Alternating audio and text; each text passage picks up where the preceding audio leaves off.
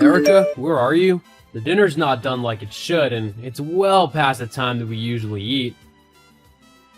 I'm at my mom's house. I told you I was visiting my dad's grave this week and that I would be staying at my mom's place because of the distance, and to spend a little bit of time with her.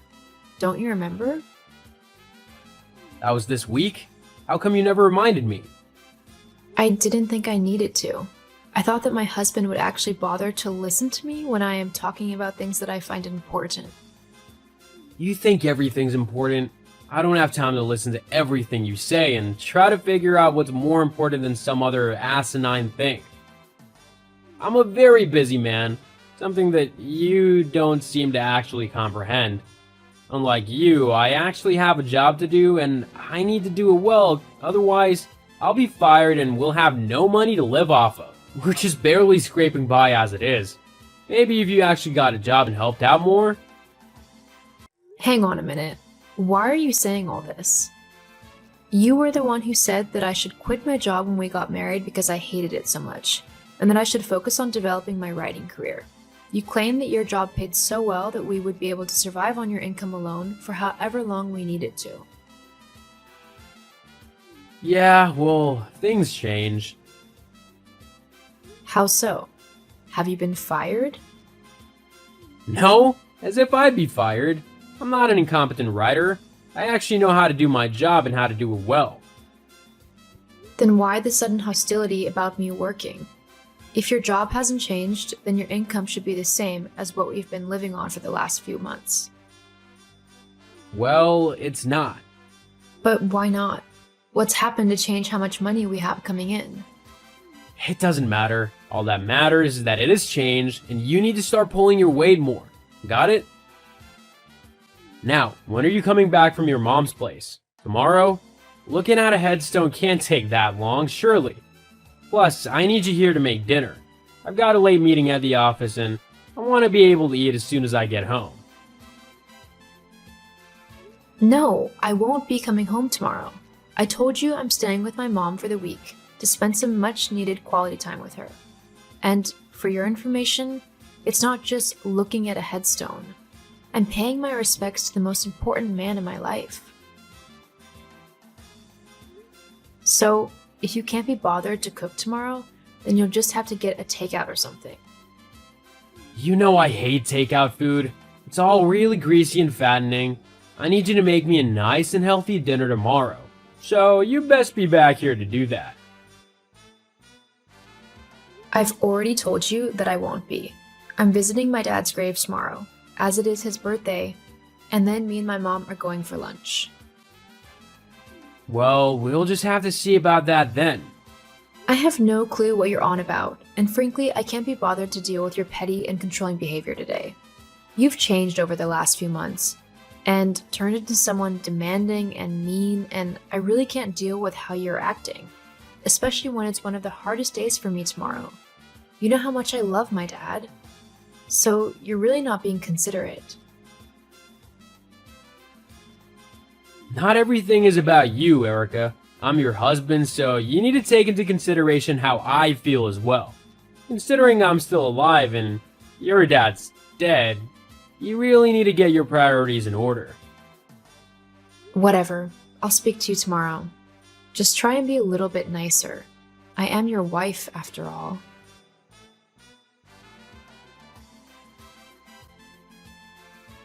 Erica, after our conversation yesterday, I've done a lot of thinking. In fact, I was up almost a whole night thinking over what had happened and what had been said by both of us. Oh, that's good. Yeah, and I came to a conclusion that has been a very long time coming. What's that? I want a divorce. What? Yep, I've decided that you've become much too naggy and too high maintenance to deal with anymore. You're not the same woman I fell in love with, and I no longer have any interest in being with you. Where is this coming from? I mean, honestly, you've never spoken to me about this. Why should I have to? You should have been a good wife and made sure things never go to this state. You should have just stayed home and done what I told you.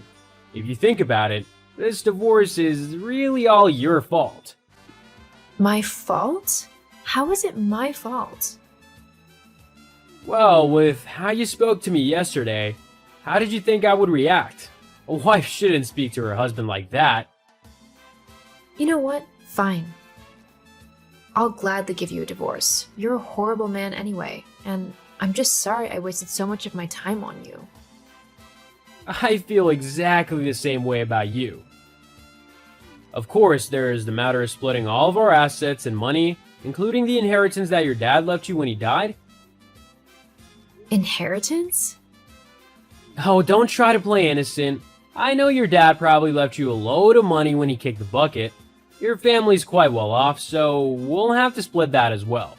As husband and wife, we have to split everything equally. I'll have my lawyers contact you with the divorce papers, which will split everything fairly. Obviously, though, because I've been the sole earner of our family, I'll be getting more of the money than you, as compensation for working hard and providing you with a luxurious lifestyle where you haven't had to lift a finger. Well, that's just plainly not true, is it? I think you'll find that it is, and that the courts will agree with me if you try to take it before them. For the sake of your pride, I think it'd just be better if you sign the papers and give me what I'm owed. You're not owed anything, and I'll make sure to get the best lawyers that I can to make sure that you don't get a penny from me. Why do you have to be so difficult? Fine. I'll see you in court. I was gonna be kind and give you a 70-30 split of everything, but now I'll take every single last penny from you. I can't wait to see you try.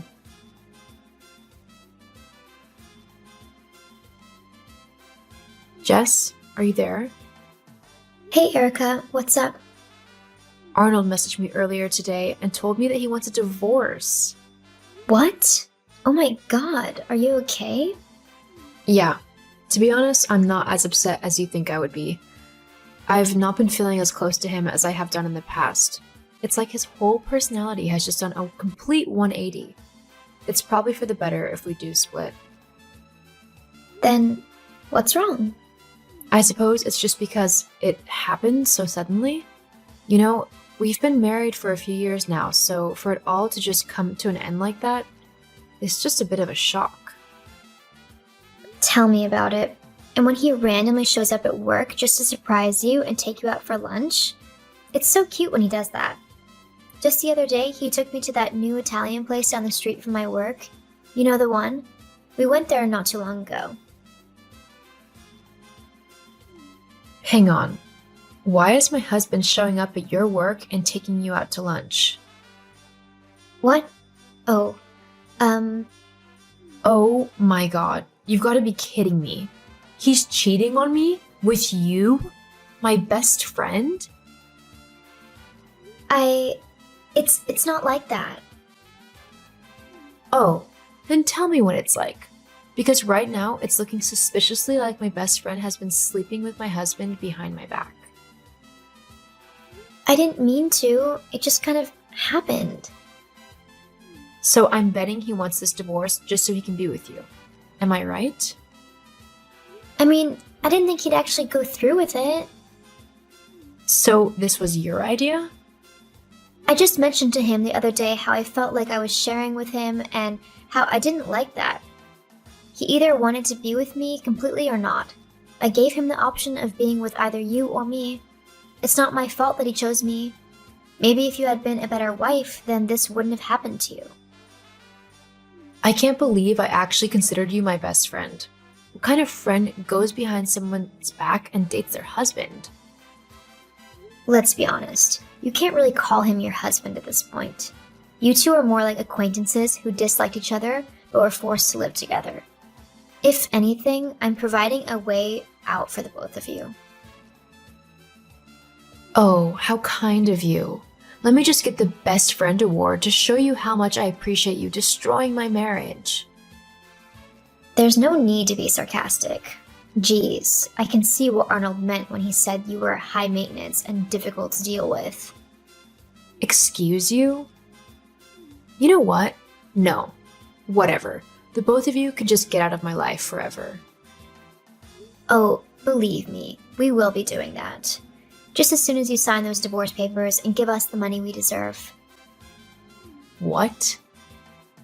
Arnold told me all about the inheritance that your dad has left you, and we both decided that because you're not been working, you should give us that money as compensation for living without working.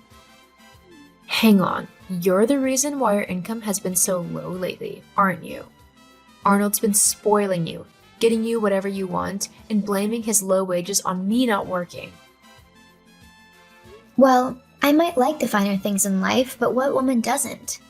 It doesn't matter, because with the money you'll give us, we'll be able to afford to move to a much nicer house and live a much better lifestyle. Oh, I don't think so. Not after this conversation anyway.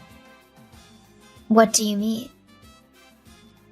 Well, you've just admitted that you've been cheating with my husband, and that you're purposely going after my money to facilitate your lifestyle. Once my lawyers see all of this evidence about how I've been wronged and basically schemed against by you two, then the judge will definitely side with me. What? You can't do that.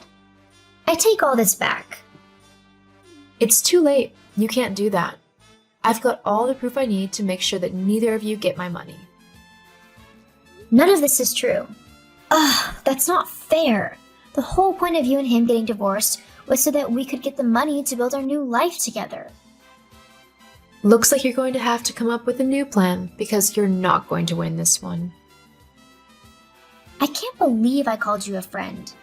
Just give me the money, okay? Then I'll leave you alone. If you don't, I'll keep messaging you and I won't stop until you give me what I want. So you're actually admitting that you're going to harass me if I don't give you my money? I think that just might guarantee me a restraining order against you. Thanks. What? No. This chat has been really helpful. Thank you, Jessica. I'm glad I came to talk to you about all this. It really has been a true eye-opener. And it's saved me quite a lot in settlement money. I'll let Arnold know just how helpful you've been to me. I seriously hate you. Yeah, well, the feeling's mutual.